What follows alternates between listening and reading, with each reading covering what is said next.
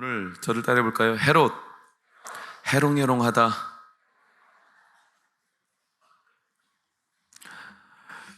우리 삶이 해롱해롱해서는 안 되는데 해롱해롱할 때가 있어요. 제가 엊그제 금요철야를 드리고 집에 아이들과 이제 올라가면 제가 다 같이 잡니다. 재웁니다. 근데 저희 딸내미가 항상 잠잘 때 핸드폰으로 간증을 즐겨 들어요. 참 신기하네요. 걔는 쳐다보면 쳐다볼수록 잠잘 때 간증을 들어요. 그것도 애들 간증도 아니고 어른 간증을 들어요. 보통 이렇게 다니엘 기도회 같은 거 있죠. 그런 분들 간증을 들어요. 근데 한참 듣는데 예일이가 누나 우리 말씀 듣자. 이게 말씀이잖아. 아니 아빠 거 설교 듣자. 얼마나 기특해 예일이가. 아빠 거 설교 듣자. 저는 마음 막 감동이 돼가지고. 그러니까 예원이가 야 방금 철야 예배 드렸잖아. 너 아빠 설교 안 들었어? 들었잖아. 아니 아빠 거 들어야 잠이 잘 와. 뒤통수를 그냥 믿을 놈 새끼 한 명도 없어. 아빠 거 들어야 잠이 잘 온대야. 자식도 그러는데 여러분은 오죽하겠어요? 오늘 여러분에게 혹시 말씀이 지루하여 주무실 분이 계신다면 사랑하는 자에게 잠을 주신 줄 알고 저는 마음껏 축복합니다. 제가 설교를 한 지 벌써 우리 교회 말고 전도사 때부터 시작하면 2000년대부터 설교를 했어요. 20년이 넘었죠. 제 대략 세워보니까 한 4000번 이상 했어요. 근데 설교할 때마다 항상 긴장되고 어려운 게 뭐냐면 시선 처리가 어려워서 그래요. 사람을 보느냐 하나님을 보느냐 둘 다 봐야 되는 건데 사실은 저는 중간에 있는 브릿지 역할이에요. 회중과 함께 하나님과 함께 제가 하나님 말씀을 회중의 삶으로 연결하는 거죠. 이게 제 역할이에요. 그래서 시선을 어디에 두느냐가 이게 제일 어려운 관건이에요.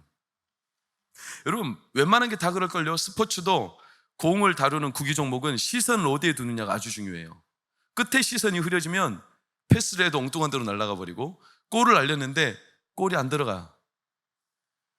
여러분 영적인 건 얼마나 더 그러겠어요. 보통 설교학에서는 설교는 두 영역 가운데 있어요. 컨텍스트, 텍스트 그래요. 컨텍스트는 상황을 말해요.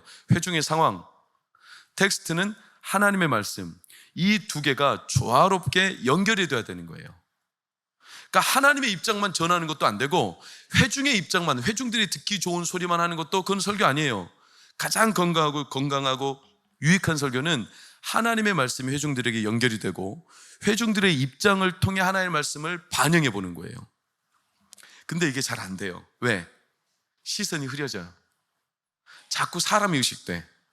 반응이 의식돼요. 이게 20년 설교를 했어도 여전히 똑같아요. 그래서 어떨 때는 사람 의식 안 하고 마음껏 하나님을 선포할 때도 있지만 어떤 때는 하나님은 온데간데 없이 생각이 안 나요. 그리고 사람만 눈에 잔뜩 내 눈 안에 들어와 있어요. 그럼 설교가 완전히 어디로 가는지 방향을 종잡을 수가 없어요. 설교할 때 얼마나 긴장되는지 여러분들 안 믿으시겠죠? 저는 설교 오기 전에 항상 배탈이 나요. 울렁증이 있어요. 저는 원래 혼자 있는 걸 좋아하는 사람이에요. 근데 설교자로 서다 보니까 이제 만인에게 선포해야 되는 이 입장이 있어서 제가 이 옷을 입고 사는 게 운명처럼 하나님 주신 사명이니까 기쁨으로 감당하지만 저는 항상 울렁증이 있어요. 그래서 이 시선 처리하는 게 저한테는 아주 큰 과제예요. 어떨 때 설교하다가 내가 말을 하지 말아야 되는데 해야 될 말을 쏟을 때가 있죠. 사람이 입술이 문제니까. 그 말을 던지고 나면 이 말이 내 머릿속에서 사라지질 않아. 괜히 그 말 했네. 이게 내 머릿속에 설교 끝날 때까지 계속 맴돌잖아요. 내 입술은 설교를 진행하고 있지만 내 마음은 그 자리에서 맴돌고 있어요. 그래서 뭔 말 한지도 몰라요. 설교가 끝나면 쥐구멍이라도 숨고 싶어. 너무 수치감을 느껴요. 하나님 앞에 부끄러운 것도 마찬가지고 성도들한테 이렇게 성도들이 왔는데 쉽게 말하면 식사하러 온 거잖아요. 하나님의 양식을 먹으러 오신 거죠. 근데 한정식은 못할지라도 따끈한 된장국이라도 대접해야 되는데 된장국은커녕 맹물도 못 쪄버리는 경우가 있어. 그럼 이게 너무 염치가 없는 거예요. 여러분은 그런 염치를 저에게서 안 느끼시죠? 이게 제 염치예요. 그래서 저는 설교를 준비하는 게 즐겁지만 불행한 일은 아니지만 사실은 굳이 말을 만들자면 행복한 불행이에요. 부담이에요. 왜? 시선을 맞추는 게 쉽잖아요. 여러분도 느낄 겁니다. 제가 설교할 때 오늘 목사님은 뭔가 좀 어색한데, 뭔가 좀 목사님 오늘 부자연스러워, 뭔가 자꾸 자기 힘이 들어가는 것 같아. 이런 걸 다 느낍니다. 왜? 우리는 영적인 공감을 하는 자들이기 때문에 그래요. 그래서 저는 오늘 말씀이 저 자신에게도 그렇지만 이번 수련회를 통해서 하나님께서 우리에게 꼭 한 가지만 꼭 기억했으면 하는 바람을 가지고 이번 수련회 취지이자 스타트로 이 말씀을 전하는 겁니다. 사람들이 시선이 흐릿해지는 이유는 딱 한 가지예요. 사람 때문에 흐릿해지는 거예요. 항상 사람 때문에 흐릿해져요. 여러분, 사울은 다윗 때문에, 그렇죠? 아브라함은 롯 때문에, 한나는 브닌나 때문에, 야곱은 에서 때문에, 루벤은 4명의 5명의 형제들 때문에, 제자들은 자기들끼리 치고받고 경쟁하면서 시선이 흐려지고, 그래서 예수님도 시선이 흐려질까 봐 항상 새벽 미명이 되면 어디에 가셨냐면 한적한 곳에 가셔서 하나님과 시선을 맞추는데 그렇게 했었던 거예요. 왜? 사람들 틈바구니에서 예수님도 이게 고단한 스트레스였거든요. 한번 딱 시선이 흐려지면 해롱해롱 해버려요. 이 가운데 여러분들은 못 느끼겠지만 어떤 사람의 표정, 어떤 사람의 영적으로 느껴지는 이런 게 있어요. 이 앞에 서면 그게 나하고 핀치가 딱 어긋나고 약간 충돌이 일어난다. 그럼 그때부터 막혀버릴 때가 있어요.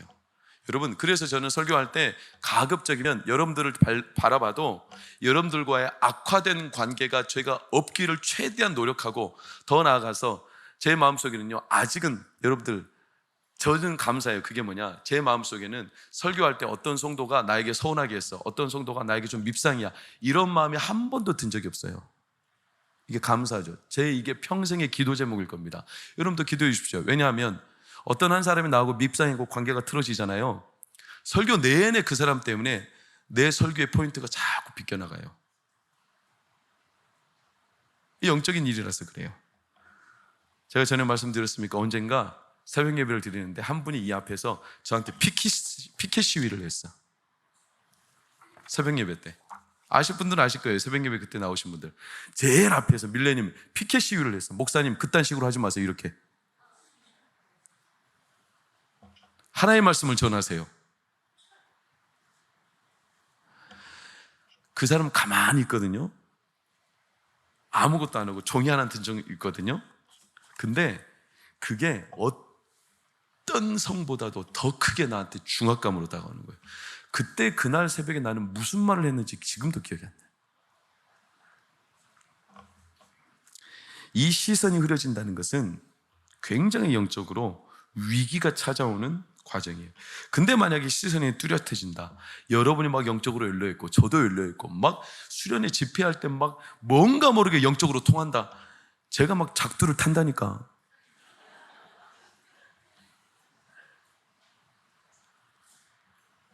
저는 축복하기는 이번 수련회가 여러분, 저와 여러분의, 우리 동광교회의 시선이 하나님께 집중되는 시선의 교정이 일어나기를 축원합니다.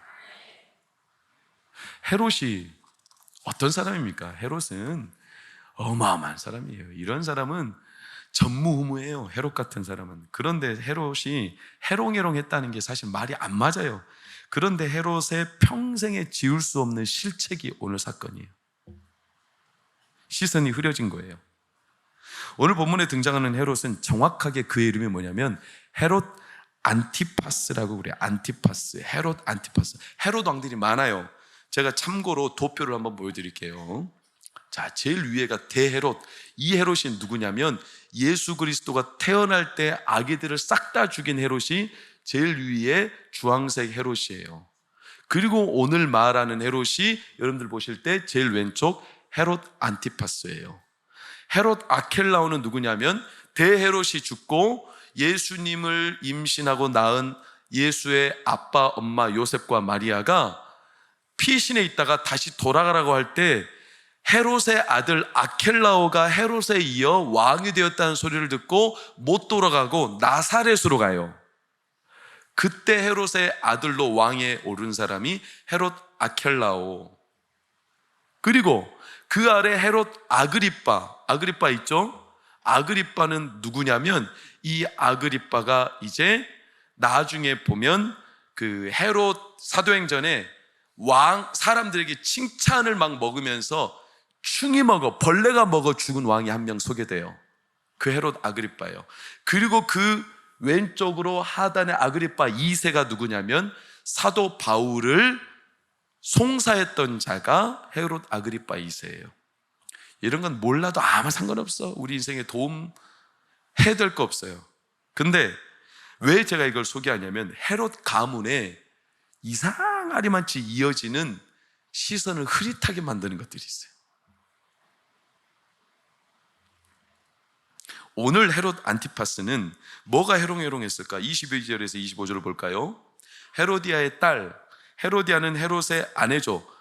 아시다시피 헤로디아는 원래 헤롯 아그리빠의 동생 빌립의 아내였어요. 그러면 뭐죠? 제수씨죠. 헤로디아는 원래 제수씨예요. 그런데 빌립을 죽이고 자기 아내로 삼은 거예요. 썩을 놈이죠. 근데 헤로디아도 진짜 악녀예요.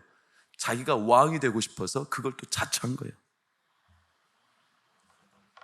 이 헤로디아의 딸, 다른 복음서의 살로메, 그가 헤롯 앞에 막 춤을 춰요. 기뻐하며. 그러니까 네가 원하는 것을 내가 다 주겠다. 그랬더니 23절에 뭐를 원할까? 내 나라의 절반까지라도 줄 텐데 뭐를 원할까? 이 살로메가 헤로디아하고 막 엄마한테 물어. 엄마 뭘 달라고 할 거예요? 뭘 달라고?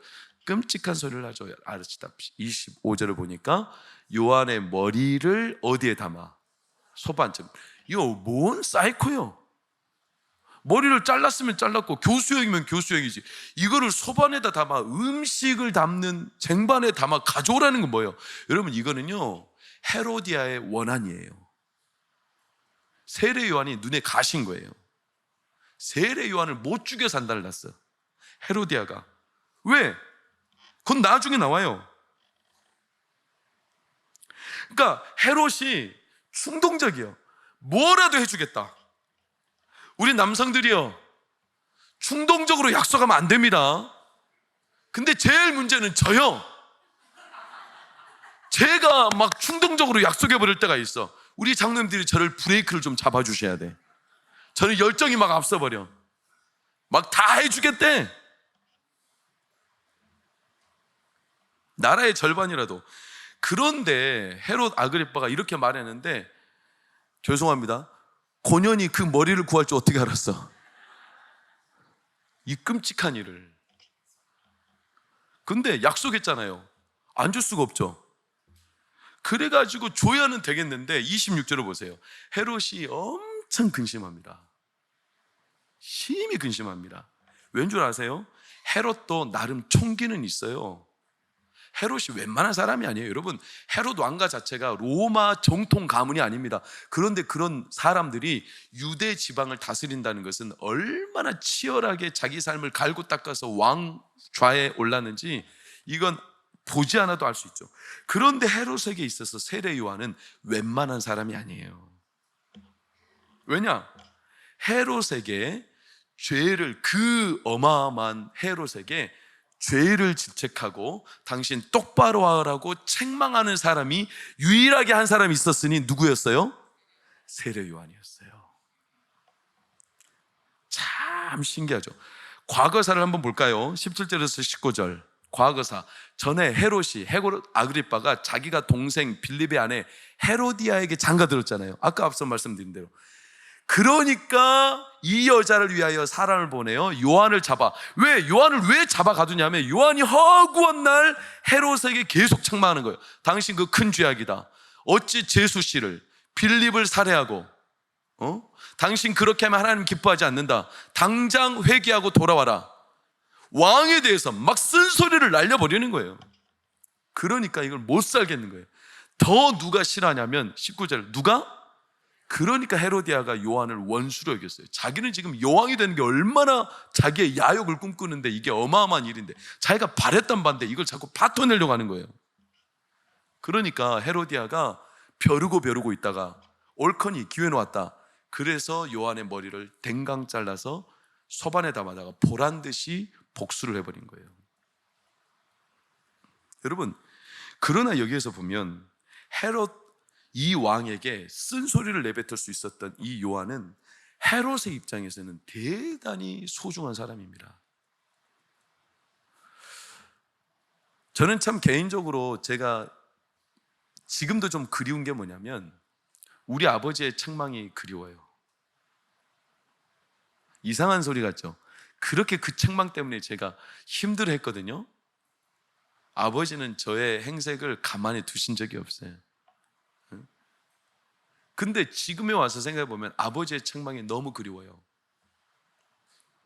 책망해 줄 사람이 있다는 것은 여러분 축복입니다. 우리는 책망을 싫어하지만요, 하나님은 사랑하는 자를 책망하십니다.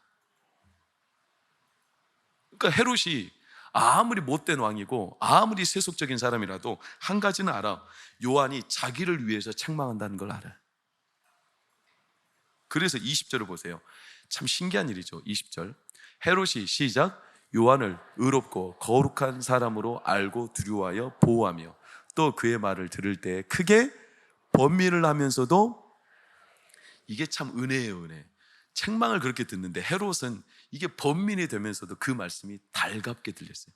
달콤하게 들렸다는 거예요. 참 신기하죠. 여러분, 이게 축복이에요. 하나님의 말씀을 들을 때 찔림이 있고 누군가가 나를 책망해주고 그렇게 하면 안 된다고 말해주는 사람이 곁에 한두 사람이라도 있다면 여러분 복 받은 겁니다. 그런 사람이 있기를 축복합니다. 저는 아직 그렇게 못하니까 저한테는 바라지 마세요. 저는 말씀을 통해서는 말하겠지만 개인적으로 책망하지는 않을 거예요. 한국 교회가 사실 위기에 빠진 이유 가운데 한 가지는 책망이 사라졌어요. 책망이. 그래서 점점 사람들이 방종하는 거예요. 내 백성이 지식이 없어 망하는도다. 내 백성이 하나님의 말씀을 듣지 못하여 망하는 거예요. 여러분, 다윗은요 하나님의 책망을 들을 때 얼마나 그가 바로바로 돌아옵니까? 나단이 당신 소행이 악하다. 어찌 당신을 위하여 옆집에 있는 한 여인을 데려왔냐? 양 99마리를 가지고 있는 사람이 옆에 있는 양 1마리를 훔쳐왔냐? 이렇게 나단 선지자가 날카롭게 책망할 때 다윗은 제가 죄인입니다. 이게 다윗이 갖고 있었던 하나님의 은혜예요, 은혜. 여러분, 이건 하나님이 주시는 근심입니다. 고린도후서에 너무나 유명한 말씀 아니에요? 하나님이 주시는 근심은 구원함에 이르게 하시는 근심이라고 그랬어요. 하나님이 우리를 책망하시면 마음에 근심을 주세요. 어쩔 때 우리가 잘못된 길로 갈 때 그 근심은요 우리를 살게 하는 근심이에요. 세례요한이 그런 사람이에요. 헤롯은 충동적으로 행동하지만 세례요한은 언제나 헤롯 옆에서 그렇게 하면 안 된다, 그건 하나님 기뻐하지 않는다. 여러분, 우리도 어떤 때로 선택하고 뭔가를 결정할 때 충동인지 하나님의 감동인지 어떻게 구분할까요? 아나니아와 삽비라는 충동이었습니까? 감동이었습니까? 충동이었죠. 여러분, 충동인지 감동인지 어떻게 구분할까요? 제가 쉬운 방법을 가르쳐 드릴게요. 충동과 감동의 구분점은 딱 한 가지예요. 충동은 충격이 남아요. 감동은 감사가 남아요. 내가 충동적으로 선택하고 내가 충동적으로 행동하면 반드시 내 마음과 영혼과 내 인생과 내 가정에 충격만 남습니다. 그런데 감동으로 선택한 일은 감사가 터집니다. 이게 구분하는 방법이에요. 세례요한은 그런 사람이죠. 그러니까 헤롯이 이걸 들으며 달갑게 들은 거예요. 이거 회개하며 돌아설 수 있는 기회예요. 이걸 바꿔야 돼. 지금 그런 기회가 날마다 날이면 오는 게 아니에요. 여러분, 이번 수련회도 내 시선이 흐릿해졌다면 하나님께로 시선을 집중할 수 있는 기회입니다. 기회. 하나님 앞에 우리의 시선이 초점이 맞춰지기를 축원합니다. 그런데 헤롯에게 이 기회가 왔는데 그 기회를 헤롯이 해롱해롱되다가 놓쳐버려요. 어떻게 하냐? 세례요한의 머리를 갖다 줘버려요. 마침내 가지 말아야 될 그의 시선 처리가 마지막 잘못된 거예요.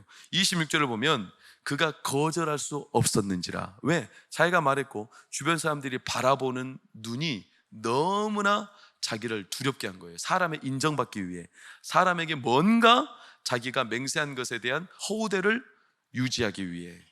제가 초반에 말씀드렸죠. 우리의 시선을 흐릿하게 하는 게 대부분 누구라고요? 사람이라고요. 그래서 그는 흐릿해졌어요.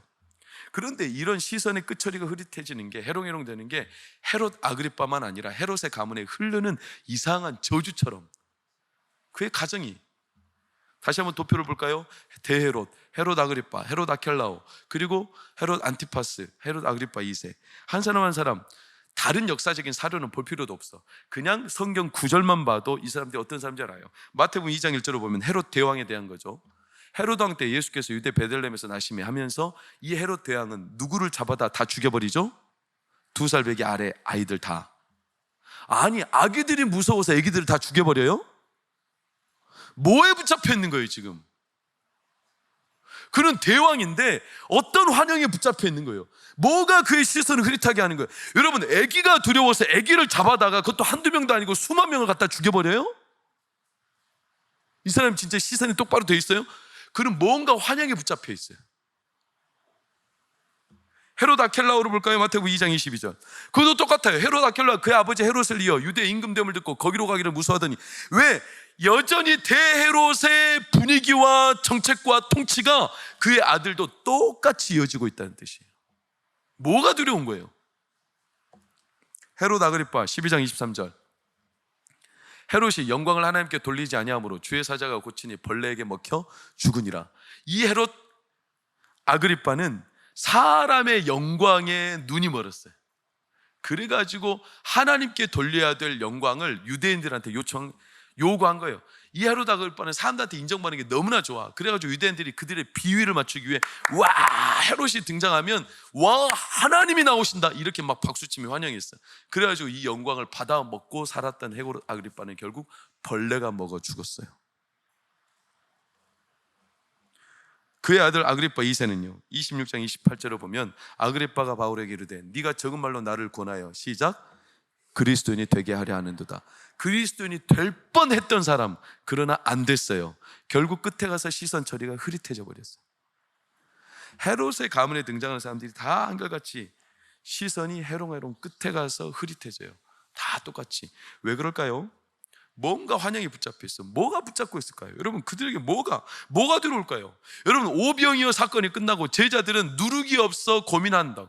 하나님, 예수님이 너희들에게 누룩이 없다고 말하니까 그 누룩이 떡이 없어서 이들이 마치 하나님 앞에 오병이어 사건을 또 기대하며 그 환영에 붙잡혀가지고. 근데 이런 사건에 대해서 마가복음 6장 52절은 딱 한 가지로 결론을 내렸어요. 빨간색 시작. 마음이 둔해졌다는 거예요. 마음이 둔해진 거예요. 마음이 둔해지는 이유는 다양해요. 두려움일 수도 있어요. 인정욕구일 수도 있어요. 결핍감일 수도 있어요. 현재 내 상황에 매몰되어 있는 삶일 수도 있어요. 여러분이 그토록 바라는 여러분의 소원 때문에 눈이 멀어질 수도 있어요. 마음이 둔해졌어요. 그래서 결국 이들이 헤롯 가문도 하나님 앞에 뚜렷한 시각을 갖지 못해요. 그러면서 뭔가 두려워. 눈에 보이지도 않는데 그렇게 두려워해요. 그래서 삶의 경계가 딱 울타리가 쳐지는 거예요. 여러분, 참 놀라운 실험이 하나 있는데 그 실험이 뭐냐면 원숭이 8마리 실험 들어보셨어요? 원숭이 8마리가 같은 방에서 놉니다. 근데 계단 위로 천장에 바나나가 달려 있어요. 이 바나나를 원숭이들이 올라가서 따먹을 수 있죠. 근데 한 마리가 막 올라갔어. 근데 천장에는 바나나 옆에 센서가 하나 달려 있어. 센서가 누가 올라오면 센서가 딱 감지해가지고 위에서 폭포 같은 분수가 팍 터져버리는 거예요. 그러니까 한 놈이 올라갔어. 근데 갑자기 분수가 물이 확 쏟아지니까 깜짝 놀라고 꺄꺄 하면서 내려왔어. 그 방에 있는 원숭이가 다 물에 흠뻑 젖었어요. 그래가지고 원숭이 7마리가 올라간 놈을 막 뭐라 하는 거예요.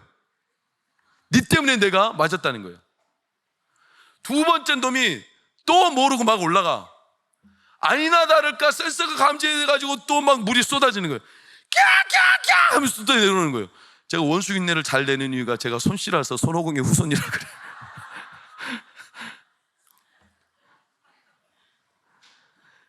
그래가지고 또 몰매를 맞았어. 그러니까 이 앞에 두 원숭이가 기죽어가지고 구석에 쪼그리고 앉아있어. 그때부터 세 번째 원숭이 올라가죠. 올라가기도 전에 나머지 원숭이들이 끌어내려가지고 다 두드려 패버려. 네 번째 원숭이, 여덟 번째까지 다 똑같아요. 신기한 건 이때부터예요. 8마리 중에 한 놈을 뺐어요. 아무 상황도 모르는 신참을 넣었어. 신참 바나나가 달렸죠. 그러면 달렸으니까 막 올라가겠죠. 그러면 올라가기 전에 남은 7마리가 또 끄집어내가지고 막 두드려 패버려. 이놈은 영문도 모르고 맞았어. 기죽고 있어. 더 신기한 건 그 다음에 또 한 놈, 앞에 물 맞았던 놈을 또 빼. 그리고 또 다른 신참을 넣어. 그럼 이 신참은 또 모르죠. 그럼 바나나 따라 올라가겠죠. 그럼 또 막 끄집어내가지고 막 두드려 패. 이때 놀라운 것은 바로 앞에 들어온 신참은 물이 떨어진다는 것을 경험한 적 있어요, 없어요? 없어. 근데 그놈도 덩달아 똑같이 두드려 패. 8마리를 싹 바꿨습니다. 마지막 8마리도 다 신참이에요. 올라가죠. 앞에 들어온 7마리 신참이 싹 다 끄집어내려. 그래가지고 두드려 패. 이놈 기가 죽어가지고 아무 말도 못하고 구석에 쪼그리고 있어. 8마리 모두가 다 물을 맞아본 경험이 없이 맞아본 신참들이에요. 근데 이 신참들은 왜 맞는지도 몰라. 올라가면 맞는데 더 나쁜 것은 올라간 놈을 치고 내려가지고 두드려 패. 이런 말도 안 되는 현상이 일어나요. 경험한 적이 없잖아요. 물 맞아본 적이 있어요? 무슨 일이 있었는지 알아요? 뭔가에 사로잡혀 있어. 올라가면 안 되는데 금기가 되어버렸어. 그 계단 올라가는 건 금기가 이제 안 되는 거예요. 원래부터 안 된다는 거예요. 여러분, 이게 이어령 박사가 쓴 책의 스토리인데 이게 진짜 실험이냐 이걸 추적해 봤어요. 몇 명의 과학자가 등장은 해요. 근데 실제로 실험한 건지 아닌 건지는 잘 몰라. 그래서 이어령 박사는 결론 내리기를 이것은 실험은 아니고 실험을 가장한 사람의 스토리일 거다. 근데 진짜 제가 그 말을 들으면서 깜짝 놀란 게 뭐냐면 원숭이는 그렇게 이야기로 우리가 우스갯소리로 넘어가지만 더 놀라운 건 사람은 실제로 그렇게 해요. 해본 적도 없어. 경험한 적도 없어. 거기서 뭔 일이 일어날지도 몰라. 그런데 딱 자기 울타리 쳐놓고 넘어가면 안 된다는 거예요. 금기가 있어요. 그리고 남들이 그렇게 하려고 하면 우리는 원래 안 그랬다는 거예요. 잡아 끌어내려버려요. 나하고 안 맞는다는 거예요. 그리고 두드려 패버려. 온갖 눌러버려. 그래가지고 우리 안에 나도 모르게 울타리가 생겨요. 넘어가지 못하는. 뭐에 붙잡혀 있는 거예요? 헤롯 가문은 지금 뭐에 붙잡혀 있는 거예요? 이런 사회적인 금기들이 얼마나 많은지 몰라요. 여러분, 사회 실험하는 영상들 EBS 같은 데 보세요. 얼마나 웃긴 줄 아십니까? 어떤 카페에 사람들이 커피 주문을 해요. 실험을 해봤어요. 근데 새로운 손님이 왔는데 앞에 실험자들이 5명이 주문을 하기 위해 서 있어. 근데 주문을 할 때 어떻게 주문하냐면 뭐 드시겠어요? 그럼 이 사람이 네, 저 커피 주세요 하고 막 춤을 춰요. 그리고 자리에 앉아요. 아무 일도 없었다는 듯이. 그리고 두 번째도 뭐 드시겠어요? 네, 저 라떼 주세요. 그리고 막 춤을 춰요. 그리고 자리에 앉아요. 제일 끝에 들어온 아무것도 모르는 이 5명은 실험자니까 자기들끼리 알아 짜고 치는 거예요. 근데 마지막에 들어온 사람은 왜 그런지 몰라요. 주문을 받아요. 뭐 드시겠어요? 네, 저 레모네이드요. 그리고 또 막 춤을 춰. 왜 추는 거예요? 몰라요. 남들이 그렇게 한대. 뭐에 붙잡혀 있는 거예요? 사람들이 그래요. 우리가 그래요. 경험해보지 않고 뭔가 환영에 붙잡혀서 시선이 흐릿해져서 하나님이 보여주시는 미래와 세상과 우리 안에 펼쳐진 하나님의 약속은 너무나 선명해. 애매모호하지 않아요. 그런데 나도 모르게 뭔가에 붙잡혀 있어, 환영이. 그래서 불안해, 두려워. 넘어가면 안 돼. 여러분, 이스라엘 백성들 1세대 다 죽었어요. 그들은요, 가나안 땅 정탐해 본 적도 없어요. 가나안 땅에 거인족이 사는지도 몰라. 듣기만 했어요. 근데 그들은 가나안 땅에 들어가는 것을 주저주저 했어요. 우리의 삶이 이런 영역이 얼마나 많은지 몰라요. 여러분, 돈이 어느 정도는 믿음으로 해결이 돼요. 근데 돈이 한 10억 정도 되면 이거는 믿음의 문제가 아니라 현실의 문제가 되는 겁니다. 성도도 똑같습니다. 하나님께도 10억 정도는 하나님의 능력으로는, 믿음으로는 제한되는, 이거는 현실적인 문제라는 거예요. 그래서 10억 정도 이상 되는 금액을 가지고는 하나님 앞에 구하지 않습니다. 과학의 영역, 이거는 과학이지 신앙이 아니라는 거예요. 죄, 여러분 요즘에 사회적으로 얼마나 죄를 다르게 교묘하게, 죄가 어떤 심리에서 나오는 거래. 그 사람이 어릴 적에 사이코패스래. 여러분, 사람은 원래 죄인이라서 그 죄를 짓는 거지 사이코패스라서 짓는 게 아니에요. 근데 다 심리적으로 분석하려고 그래. 상처가 있어. 나는 어릴 때 상처를 받았대.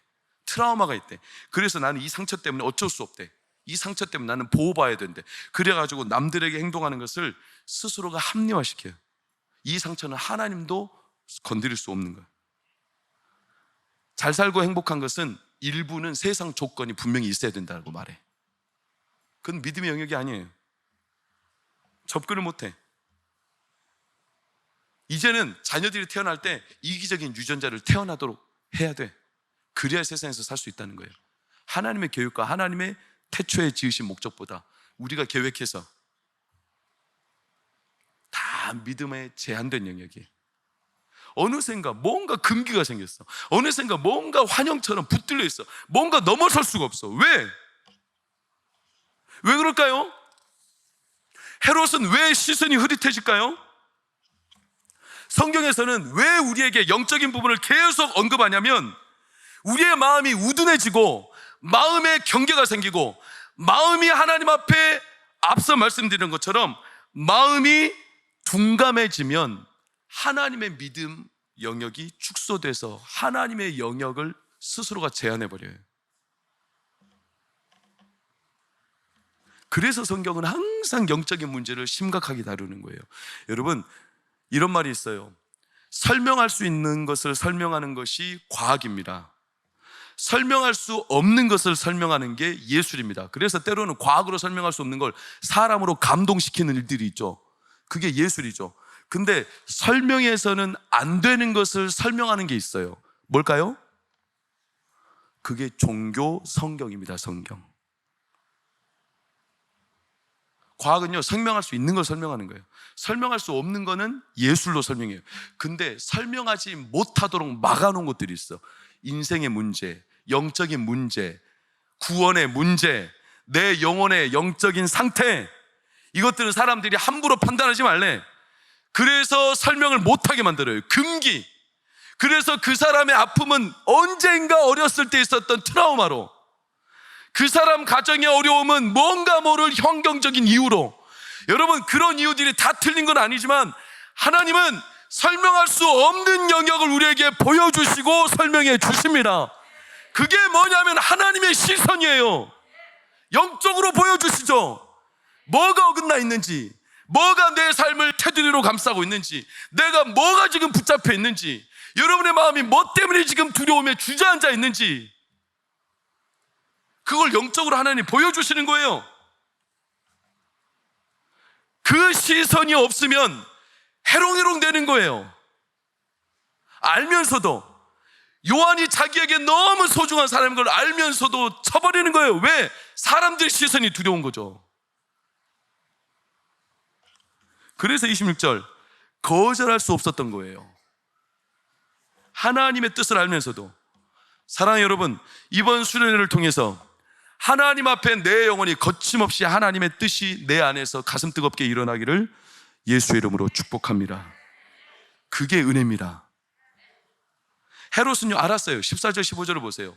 사람들이 저마다 예수의 이름이 드러난지라 헤롯 왕이 듣고 이르되 이는 세례 요한이 죽은 자 가운데서 어떻게 됐다? 살았다. 예수님이 와서 막 기적을 행하고 이러니까 어떤 이는 추측을 하는데 헤롯은 정확하게 16절을 보세요. 헤롯은 말하기를 뭐라고 합니까? 헤롯은 듣고 이르되 내가 목벤 누가? 요한이 살아났다. 아니, 사람도 안 믿는데, 유대인들도 안 믿는데 헤롯은 믿었어. 사람이 죽었다 어떻게 될 수 있다? 부활할 수 있다. 이게 얼마나 대단한 믿음입니까? 이게 보통 믿음이 아니죠. 예수님 죽고 난 뒤에 부활했을 때 사람들이 믿었습니까? 알면서도 덮어버리잖아요. 도둑질해 갔다고, 기절했다가 다시 깨어난 거라고. 그런데도 세례 요한의 그 행적이 드러날 때 헤롯은 부활했다라고까지 믿을 정도의 마음이. 여러분, 우리의 믿음이 결국에는 하나님을 향하여 끝까지 시선을 놓지 않을 때 우리 안에 예수 그리스도의 부활과 성령의 역사하심이 반드시 드러날 겁니다. 이번 수련회가 그 한계를 깨는 수련회가 되기를 축원합니다. 이상열 선교사님과 몇몇 팀들이 지금 선교관에 와 있잖아요. 제가 어제 아침에 그분들을 좀 섬기고 싶어서 맥도날드 맥모닝을 사다 줬어요. 주문을 했더니 여러 가지 메뉴를 주문하고 답이 왔어. 근데 주문하는 게 너무 다양해. 그리고 거기서 뭘 빼달래. 하여튼 뭐 2,500원짜리 햄버거를 먹는데 거기서 뭘 빼주고 뭘 넣어주고 이런 데가 어디 있어요 도대체. 그래가지고 선교사님이 답답해서 나한테 문자가 왔어. 뭐라고 하냐. 네, 알겠습니다. 캐나다 애들은 알레르기도 많고 가리는 것도 많고 복잡합니다. 한국인이 선교인 최적인 것 같아요. 서양인보다 많이 안 나가서 문제지만요. 이렇게 말하면서 한국인들은 서양인들은 이렇게 가린데 자기 경계가 있어. 못 먹는 게 너무나 많아. 복잡해 죽겠대. 맞추려면 거기서 양파는 빼야 되고 뭐 올리브는 넣어야 되고 이런 게 너무나 많아요. 근데 한국인은 선교의 최적이래. 한국인은 버리는 거 빼놓고는 싹 먹어. 아니, 버리는 것도 먹어. 한국인은 가리는 게 없어. 경계가 없어. 한국인은 경계가. 저는 지금도 못하는 게 생선 대가리는 저는 지금도 못 먹어요. 응? 아무리 오두육미라고 하지만 장로님들 생선 대가리 드세요? 오두육미가 왜 나왔을까? 내가 아무리 고민해도 안 먹어봐서 제가 함부로 말은 못하지만 제 추측은 그래요. 옛날은 생선 몸뚱아리는 보지도 못해서 너무 귀한 거라. 그러니까 버려진 생선 대가리만 있으니까 생선 대가리만 쪽쪽쪽 빨아먹은 거지. 거기서 나온 거예요. 오두육미라고. 고기는 왜 그러면, 육식 고기는 왜 꼬리가 맛있다고 할까요? 몸통이 어디 있어? 한우 지금도 비싸서 못 먹는데. 옛날 때 그 뒤에 가보면, 도축장 뒤에 가보면 꼬리가 한 토막 버려져 있어. 그것만 먹은 거예요. 그러니까 오두육미 그런 거예요. 제 추측이에요. 추측. 검색을 안 해봤어. 그러니까 오두육미라고. 우리 아버지는 깜짝 놀라. 생선 대가리가 이만한데 이걸 입을 놓고 쪽쪽 빨아드셔. 막 빨아드셔. 게다가 누나를 받으셔. 생선 누나를. 어메이징. 한국인은 경계선이 없어. 소 대가리 넣고 끓이면 소머리 국밥이고, 꼬리 넣고 끓이면 쏘꼬리 곰탕이고, 아무거나 다 넣으면 그냥 그것은 소고기 국밥이고 돼지 국밥이요. 못 먹는 게, 뭐든지 먹을 수 있는 건 다 갖다 쳐 넣어버려. 그게 국이 되고 탕이 되는 거예요. 경계가 없어요. 뭐든지 먹어. 아마 에덴 동산에 한국인이 있었으면 뱀을 잡아먹었을 텐데, 그럼 창세기 기사가 바뀌었을지도 몰라.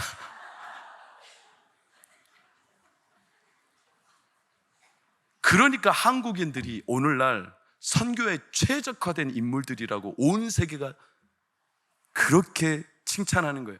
한국인들은 적응을 못하는 게 없어. 어디 가든지 그 나라 음식을 그냥 먹어요. 경계가 없어요.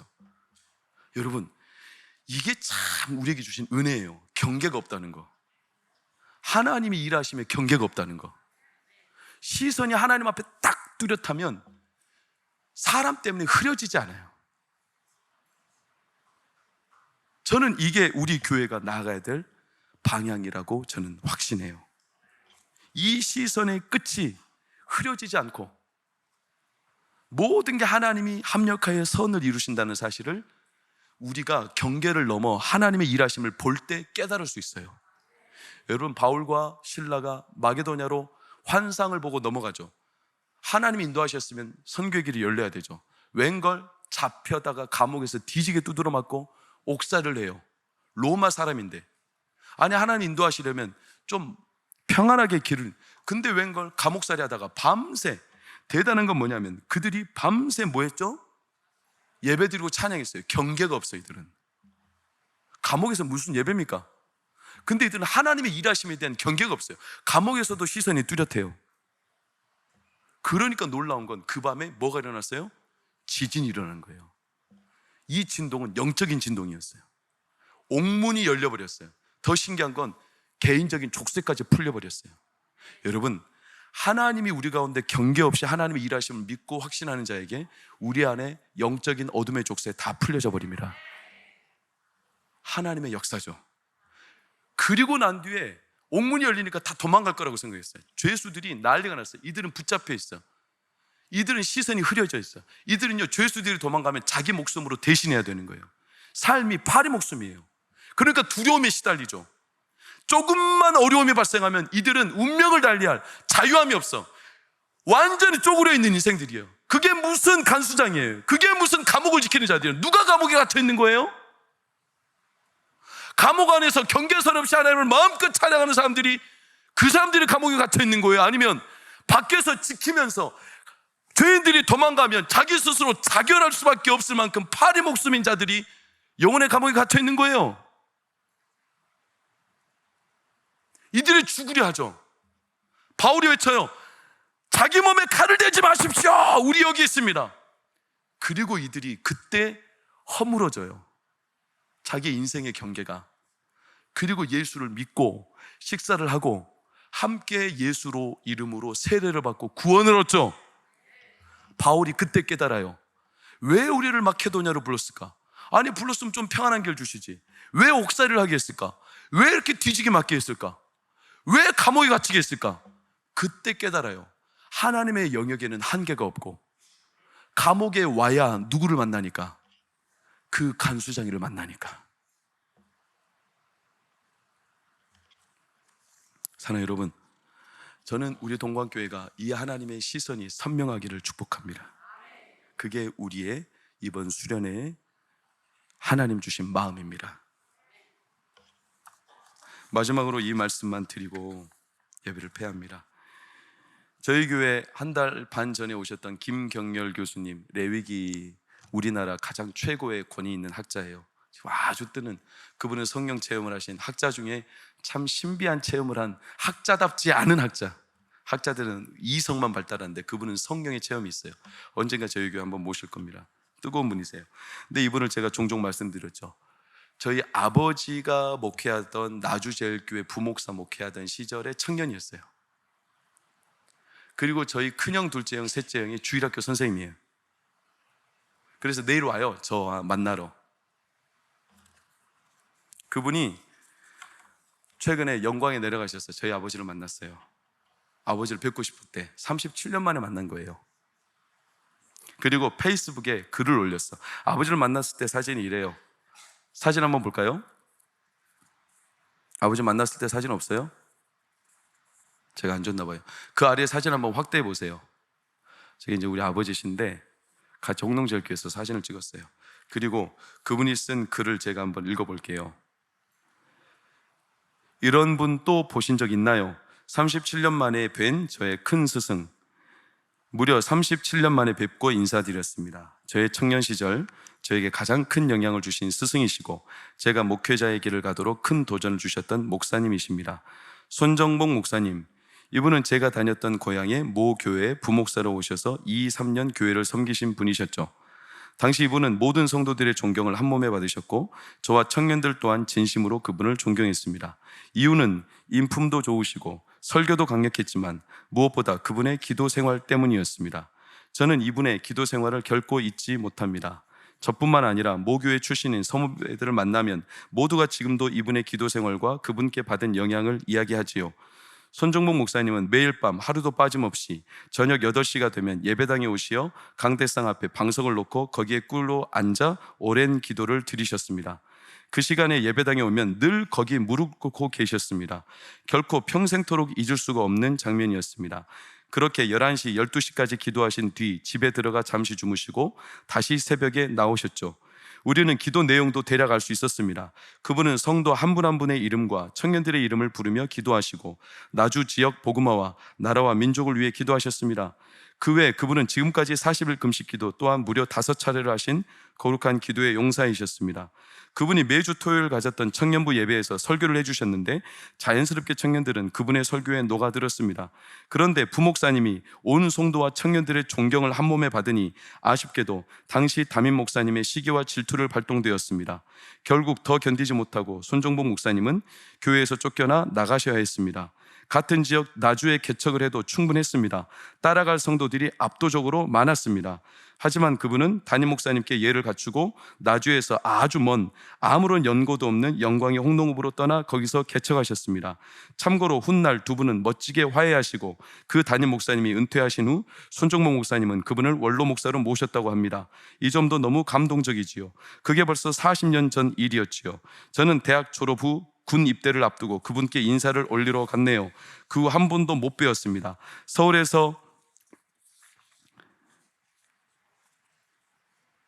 서울에서 신대원 다니고 서울에서 줄곧 교회 사역을 하다 보니 인사드릴 기회가 마땅치 않았죠. 그런데 어느 날 그분 소식을 듣게 되었습니다. 네 아들 중에 셋이 목회자가 되었는데 모두 총신 신대원을 다니게 되어 저와 자연히 연결된 겁니다. 그 아들 목회자들은 자주 소통을 했군요. 교회는 둘째 아들이 아버지를 이어 목양을 이어받아 더욱 훌륭한 교회로 성장시켜 놓았더군요. 참고로 첫째 아들 손용광 목사는 강의 사역으로 크게 인정받고 있고 셋째인 손기도 목사는 현재 서울 동작구의 동광교회 담임으로 열심히 사역하고 있지요. 사진은 40년 전에 손종무 목사님이 직접 망치와 톱과 삽을 들고 건축했던 예배당이고 바로 옆에 아들 손창영 목사의 열정과 노력으로 웅장하고 멋지게 우아한 교육관 겸 어린이집 건물이 따로 지어졌습니다.